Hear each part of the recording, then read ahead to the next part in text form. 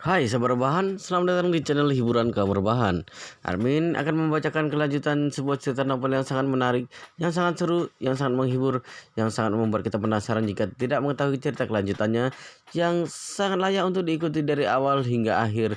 Sebuah cerita novel yang berjudul The Story of Yi Chen. Tetapi sebelum melanjutkannya, pastikan kalian sudah subscribe channel ini dan aktifkan lonceng notifikasinya agar tidak ketinggalan jika Armin upload video terbaru.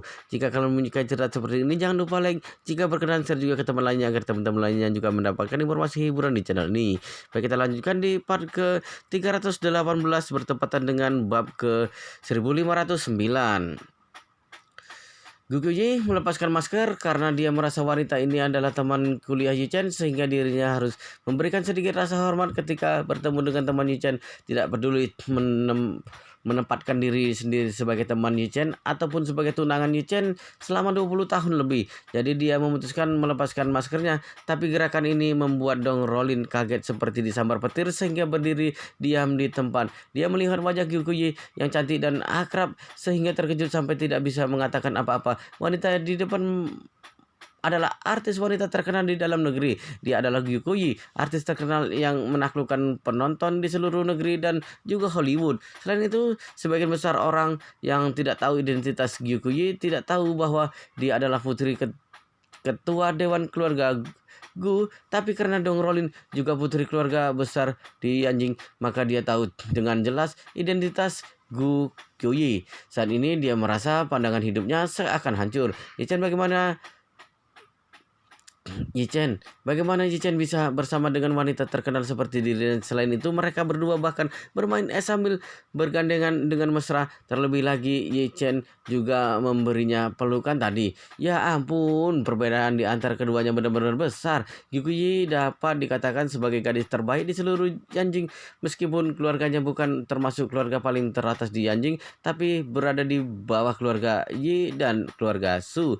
Namun penampilan bentuk tubuh, temperamen, bakat, dan ketenaran Gugyo lebih tinggi dari gadis keluarga Yi dan keluarga Su. Jadi dalam pertimbangan secara keseluruhan, tidak ada putri keluarga Yi dan keluarga Su yang bisa dibandingkan dengan Gugyo. Atau dengan kata lain, Gugyo bukan hanya wanita paling dikenal di Yanjing, dia juga wanita paling terkenal di seluruh negeri. Jadi Dong Rolin merasa sangat kaget dan tidak percaya. Kenapa? Kenapa Yi Chen bisa bersama wanita terkenal seperti Guguyi? Dong Rolin masih kaget. Adik sepupunya menutup mulutnya karena kaget dan bergumam, "Wow, benar-benar Guguyi." Guguyi buru-buru meletakkan jari dan di mulutnya untuk membuat gerakan diam, lalu berkata sambil tersenyum, "Jangan berteriak. Ada terlalu banyak orang di sini." Adik sepupu segera mengangguk dan bertanya dengan nada senang, "Nona Gu, apakah aku bisa berfoto denganmu?" Yuki menjulurkan lidahnya tersenyum dan berkata, "Tidak, tidak masalah. Tapi sebaiknya jangan diposting di jajaran sosial ya." "Tentu saja." Adik sepupu Dong Rolin sangat senang dan berkata, "Anda tenang saja, aku tidak akan menyebarkannya." Dia langsung mengeluarkan ponsel dari sakunya, mendekat ke arah Gu Kyuyi dan mengambil beberapa foto. Dong Rolin baru sadar saat ini dan berkata kepada Gu Kyuyi, "Maaf Nona, Gu, aku terlalu kaget tadi sehingga otakku menjadi kosong untuk beberapa waktu." Gu Kyuyi tersenyum manis. "Tidak apa-apa. Kakak tidak perlu sesungkan ini." Dong Rolin melihat senyuman Gukuyi dan merasa dirinya yang seorang wanita juga hampir meleleh karena senyumannya. Sebenarnya dia sama seperti Securan yang juga merupakan penggemar Gukuyi. Jika bukan karena ada Yi Chen di sini, mungkin dia akan segera berfoto dengan bersamanya. Jadi Dong Rolin bertanya dengan penuh rasa ingin tahu, "Yi Chen, kenapa kamu bisa kenal dengan Nona Gu?" Yi Chen masih tidak tahu bagaimana menjawab pertanyaan Dong Rolin. Jika mengatakan Gukuyi adalah pelanggan Feng Shui, tapi terasa tidak masuk akal kalau dirinya bermain kereta luncur di Huohai sambil bergandengan tangan bersama pelanggan. Tapi jika dia mengatakan Gukuyi teman kecilnya, maka identitasnya akan segera terbongkar. Karena di mata Dong Rolin, dirinya adalah anak yatim dirinya adalah anak yatim yang tinggal di panti asuhan Jinling. Bagaimana mungkin orang yang sejak kecil tinggal di panti asuhan Jinling bisa mengenal nona besar keluarga Gu Yanjing? Ini jelas sangat tidak masuk akal.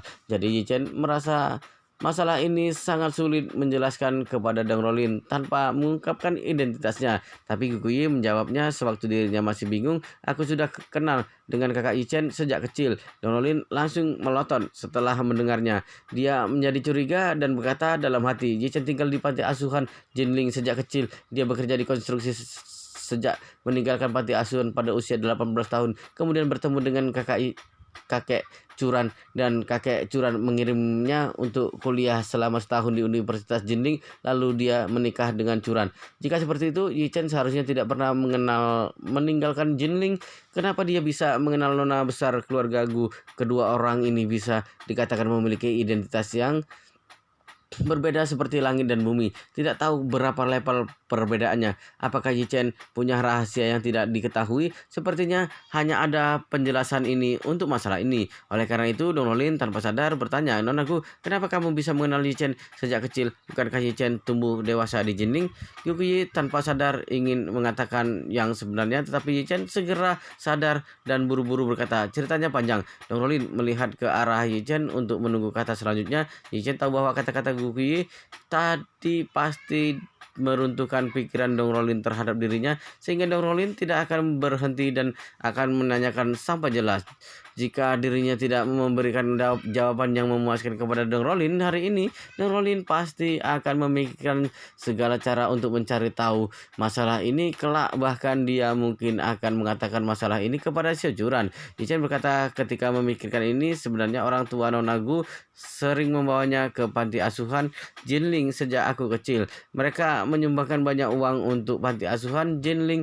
Mereka juga memberikan bantuan amal satu untuk satu, yaitu satu keluarga membantu satu anak. Aku mengenal Nona Gu sejak saat itu dan dia terus memanggilku kakak Yichen karena aku lebih besar darinya. Hubungan kami sudah seperti kakak adik. Ketika Guguye mendengar ini, dirinya tahu kalau Yichen pasti tidak ingin mengungkapkan identitasnya sebagai tuan muda keluarga Yi, sehingga dia mengangguk dan berkata kepada Dong Rolin, benar, aku dan Kak Yichen sudah lama kenal. Akhirnya Dong Rolin paham, orang kaya suka melakukan amal dan ini tidak mengherankan. Alasan yang dikatakan Yichen sepertinya tidak ada yang salah secara keseluruhan dan cocok dengan seluruh pengalaman hidup Yichen. Dan Guyi yang ada di sampingnya juga membenarkan pernyataan Yichen, jadi Dong Rolin tidak mencurigainya lagi. Dia hanya berkata dengan nada sedikit menyalahkan, Yichen, kenapa kamu tidak pernah mungkin kalau kamu mengenal artis besar seperti Guguyi?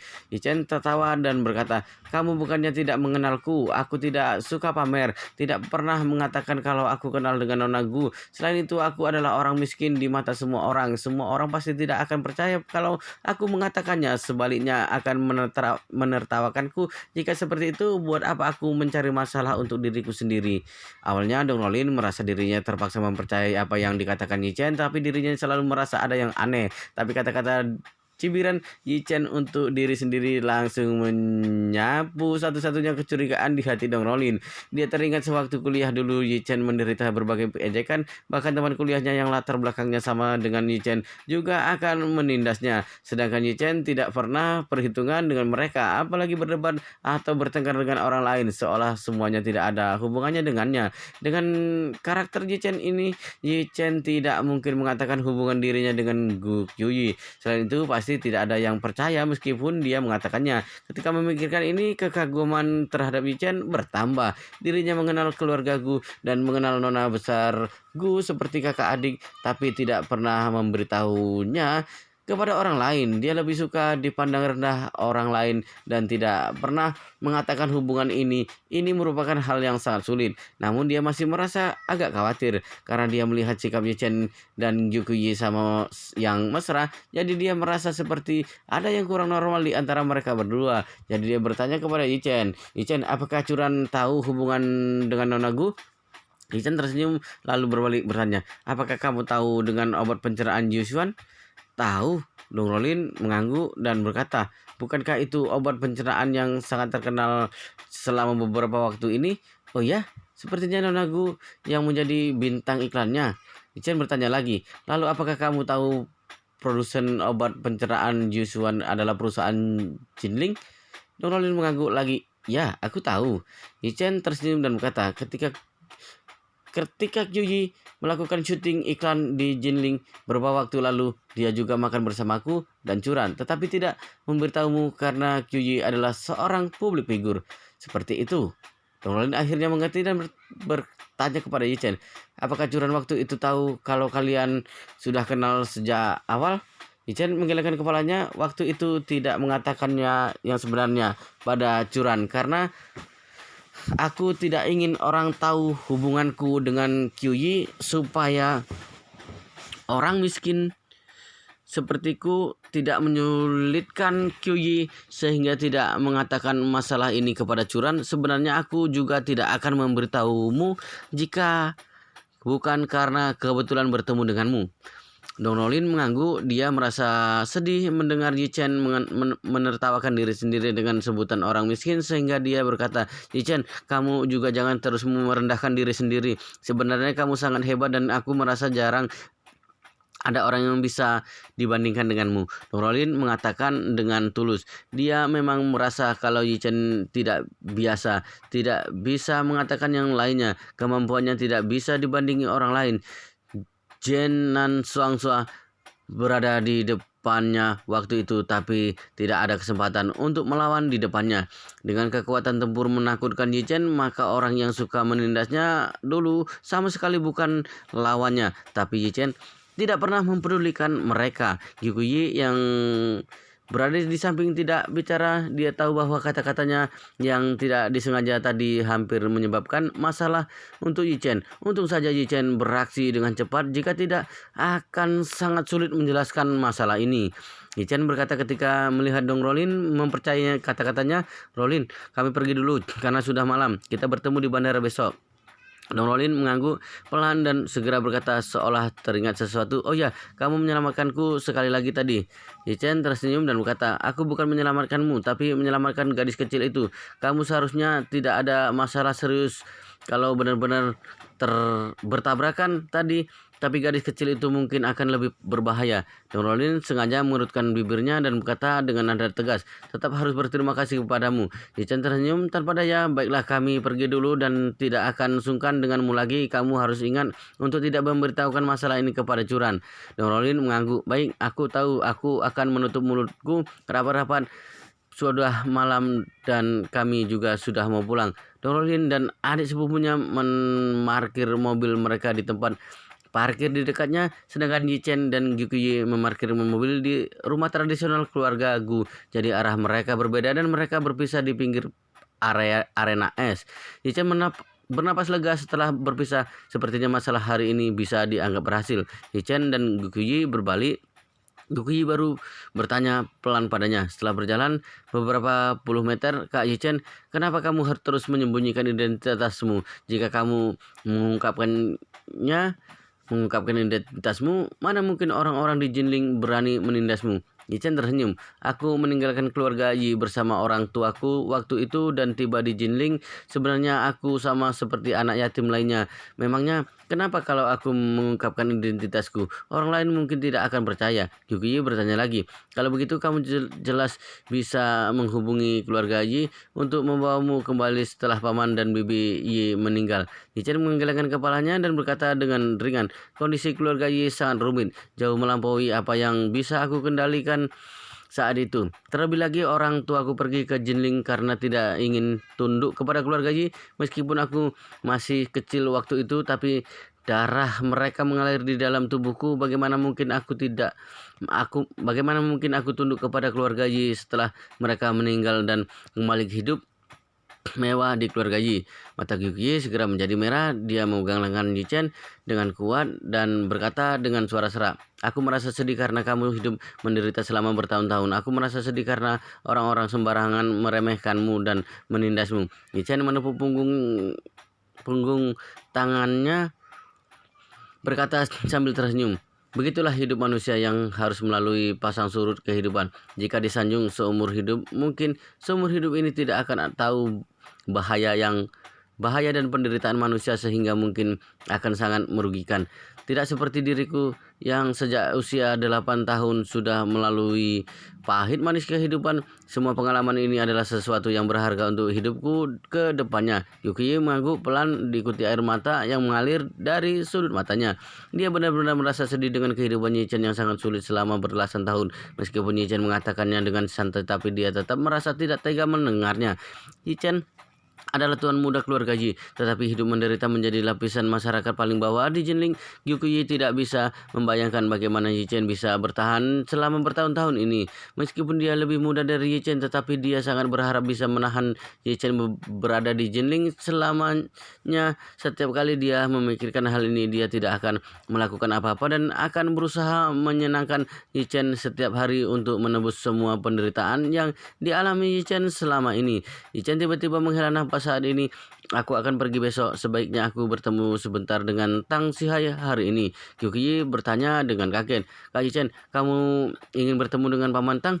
Yi-chen mengangguk dan berkata, aku masih ingin menanyakan masalah orang tuaku waktu itu kepadanya. Gyukiyi berkata, kalau begitu aku akan pergi bersamamu. Yi-chen tidak terlalu waspada terhadap Tang Sihai. Ini karena dia bisa merasa kalau Tang Sihai sama sekali tidak berniat jahat kepadanya. Bahkan dirinya dapat tumbuh dewasa dengan aman di Jinling karena perlindungan diam-diam Tang Sihai. Jadi Tang Sihai tidak akan menunggu sampai sekarang jika dia punya maksud lain. Tang Sihai adalah satu dari sedikit orang yang benar-benar dipercaya dirinya. Jadi dia akan menghubungi Tang Sihai dan bertemu dengannya untuk memahami beberapa detail masalah tahun itu. Tang Sihai sedang berada di grup Yi saat ini. Dia dalam ruangan pertemuan kelas tinggi grup Yi. Seluruh keluarga Yi bertemu di sini untuk menghadiri pertemuan keluarga besar. Yi Zongquan, kakek Yi Chen yang memimpin pertemuan itu. Keturunan keluarga Yi yang hampir berjumlah 20 orang berada di ruang pertemuan ini. Saat ini tuan besar yang berkata dengan sedih, Master Feng Shui tua pergi buru-buru kemarin. Dia langsung pergi ke bandara dari Gunung Yiling. Aku bahkan tidak bertemu dengannya. Benar-benar sangat disayangkan. Paman pertama Yi-chen memecah keheningan dan bertanya, Anda meminta kami datang rapat karena masalah kepulangan Master Feng Shui tua ke Amerika? Ji Zhongquan melambaikan tangannya dan berkata, Master Feng Shui tua sudah mengatakan kepadaku sejak awal bahwa alasan mengapa dia tinggal di Yanjing dan tinggal di dalam negeri setelah Gunung Yeling selesai dibangun karena dia sedang menunggu kesempatan untuk dirinya sendiri. Dia pergi sekarang. Mungkin dia sudah menunggu kesempatan yang telah dia tunggu selama bertahun-tahun. Semua orang mengangguk. Salah satu sepupu yang satu generasi dengan Yi-chen bertanya, kakek, apakah Anda memanggil kami semua berkumpul di sini karena ada masalah penting? Tuan besar Yi mengumpulkan semua keturunan keluarga Yi di perusahaan terakhir kali adalah karena membahas masalah memindahkan makam leluhur. Bisnis keluarga Yi terlalu besar. Anak-anak keluarga Yi bertanggung jawab atas berbagai bisnis yang terbesar di seluruh dunia. Tidak perlu mengumpulkan semua orang jika bukan karena masalah penting. Yi Zhongquan menghela napas dan berkata, waktu itu Master Feng Shui tua memberitahuku, keluarga Yi punya kesempatan untuk maju ke tingkat lebih tinggi setelah memecahkan kesulitan keluarga Yi. Tapi aku tidak mengerti di mana letak kesempatan maju keluarga Yi. Semua orang saling bertatapan. Kekuatan keluarga Yi menempati urutan kedua di antara keluarga besar di negara ini. Mereka berada di urutan kedua setelah keluarga Su. Jika mereka naik setingkat lagi, bukankah itu berarti akan melampaui keluarga Su dan menjadi keluarga nomor satu di negara ini? Oleh karena itu, semua orang terlihat sangat bersemangat. Yi Changyun, paman ketiga Yi-chen, berkata, Ayah, apakah Master Feng Shui tua memberikan petunjuk yang lebih jelas? Misalnya, di mana kesempatan ini akan muncul, melalui siapa, atau melalui masalah apa? Yi Zongquan menggelengkan kepala dan berkata, Master Feng Shui tua hanya berkata kalau Tuhan akan memberikan kesempatan, tapi dia sama sekali tidak mengatakan apa kesempatan itu dan mencarinya di mana. Dia hanya mengatakan kalau rahasia langit tidak bisa dibocorkan. Ye Chang Yun berkata, kalau begitu jangkauannya terlalu luas sehingga kita tidak bisa menemukan petunjuknya. Yi Jong Kuan berkata, jika tidak bisa menemukannya maka kita harus memikirkan cara untuk mencarinya bersama. Yi Jong Kuan berkata lagi, aku terus memikirkan satu masalah selama 2 hari terakhir dan itu adalah bagaimana cara kita melampaui keluarga Su. Melampaui keluarga Su? Wow, luar biasa sekali guys, ceritanya sangat menarik, sangat seru, sangat menghibur, sangat membuat kita penasaran jika tidak mengetahui cerita kelanjutannya. Tetapi sepertinya di video ini, di part ini sepertinya sampai di sini dulu dan kita akan lanjutkan di part berikutnya di video selanjutnya. Pastikan kalian sudah subscribe channel ini dan aktifkan lonceng notifikasinya agar tidak ketinggalan jika admin upload video terbaru. Jika kalian menyukai cerita seperti ini jangan lupa like. Jika berkenan share juga ke teman lainnya agar teman lainnya juga mendapatkan informasi hiburan di channel ini. Baik, kita lanjutkan di part berikutnya di video selanjutnya.